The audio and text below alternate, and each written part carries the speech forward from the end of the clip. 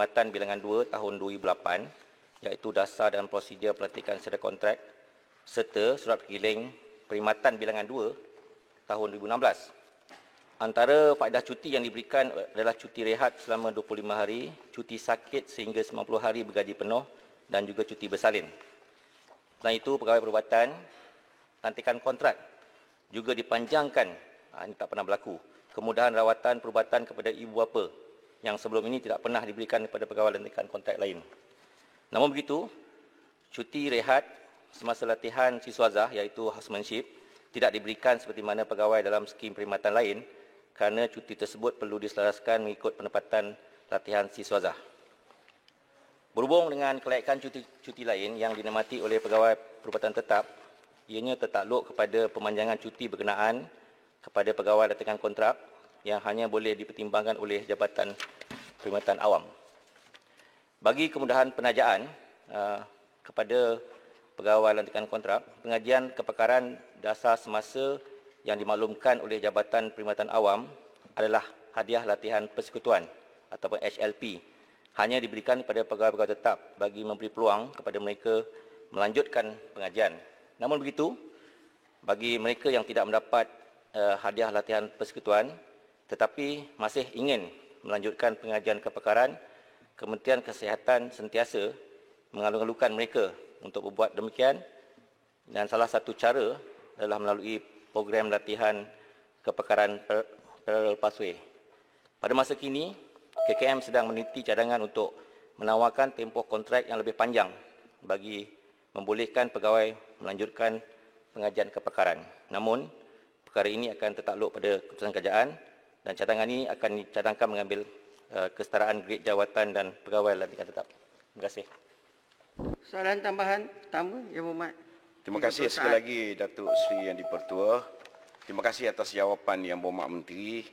Soalan tambahan saya, adakah perancangan pihak kerajaan untuk melaksanakan penambahbaikan laluan kerjaya career path dengan izin kepada pegawai perubatan, pegawai pergigian, pegawai farmasi KKM?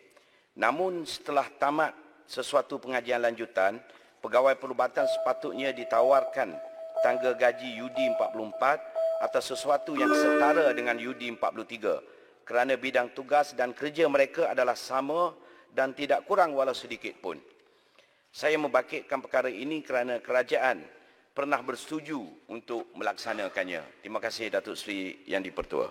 Silakan Yang Berhormat Menteri. Terima kasih Yang Berhormat Macang.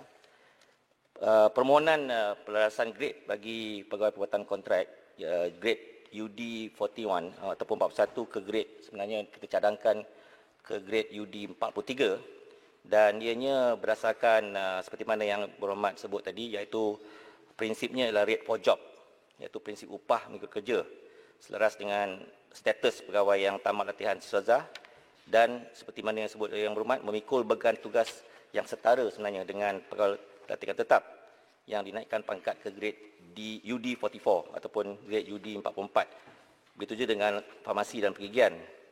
Dan ini sebenarnya kita laksanakan supaya career pathway ataupun perancangan untuk tambah baik laluan kerjaya dapat memelihara keharmonian di tempat kerja di kalangan pegawai lantikan tetap dan kontrak bagi meningkatkan motivasi pegawai semasa melaksanakan tugas. Dan juga kita sentiasa memberikan peluang kepada pegawai-pegawai lantikan kontrak ini untuk melanjutkan pelajaran melalui latihan parallel ataupun parallel pathway. Dan latihan ini sebenarnya memerlukan mereka untuk melepasi peperiksaan-peperiksaan tertentu dalam kementerian dan juga dalam karier sebelum mereka sama ada melaksanakan secara peribadi ataupun kita taja melalui latihan hadiah persekutuan. Bandar Kuching. Terima kasih Yang Berhormat. Saya nak pakai 351 Siapa yang saya jemput, tanyalah soalan. Jadi mana-mana Yang Berhormat berdiri, tak semesti saya akan jemput.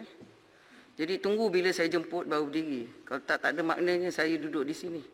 Silakan Yang Berhormat Bandar Kuching. Terima kasih Tuan Petua. Terima kasih Menteri atas jawapan yang tadi. Saya sebenarnya meneliti jawapan tadi. Tadi YB Menteri berkata bahawa secara prinsip emolumen mereka dah sama. Bagi saya ini tidak betul kerana pekerja kontrak medical officer mereka cuma pada sekarang UD41 saja berbanding kepada permanent post UD44. Sebenarnya Kabinet Pakatan Harapan pada tahun lalu November telah bersetuju untuk menaikkan kepada UD43. Kenapa sampai sekarang belum lagi diimplementasi dan apakah sebab penangguhan tersebut? Satu lagi soalan berkenaan parallel pathway. Seperti YB Menteri cakap tadi, kontrak yang sedia ada tidak cukup untuk mereka menghabiskan latihan dan digazetkan ke dalam kerajaan Malaysia. Jadi berapa tahun yang disyorkan untuk penambahan kontrak tersebut dan apakah timeline kontrak ia akan diimplementasi? Minta penjelasan. Terima kasih YB Menteri. Silakan. Kalau panjang sangat jawapan, Yang Berhormat boleh bagi dua soalan jawapan Yang tulis. Berhormat tentu. Seperti saya belum tadi, sebenarnya memang sudah ada kertas cadangan untuk saya bawa ke Kabinet, iaitu penyelarasan grade UD 41 ke 43. Sekurang-kurangnya apa yang berlaku sekarang, iaitu kerja yang sama tetapi waktu yang sama mereka berlainan gaji. Kita cuba bawa ke UD 43, iaitu kontrak yang bersamaan, hampir bersamaan dengan mereka yang lantikan tetap. Dan pada masa ini cadangan tempoh kontrak pun kita cadangkan supaya lebih panjang. Dan ini waktu yang baik untuk mereka boleh mengambil laluan kepakaran parallel pathway. Selain daripada mereka yang dilantik tetap, dia ada hadiah latihan persekutuan. Dan untuk catatan Yang Berhormat, pada tahun ini sahaja mereka yang mengambil slot untuk hadiah latihan persekutuan ialah sebanyak 1,266, iaitu tahun 2021.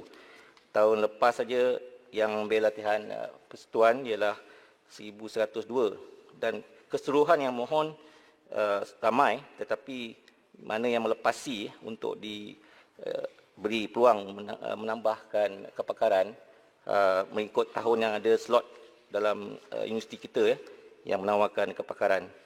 Dan untuk mereka yang kita naikkan gaji ke UD 43, mereka adalah pegawai yang sentiasa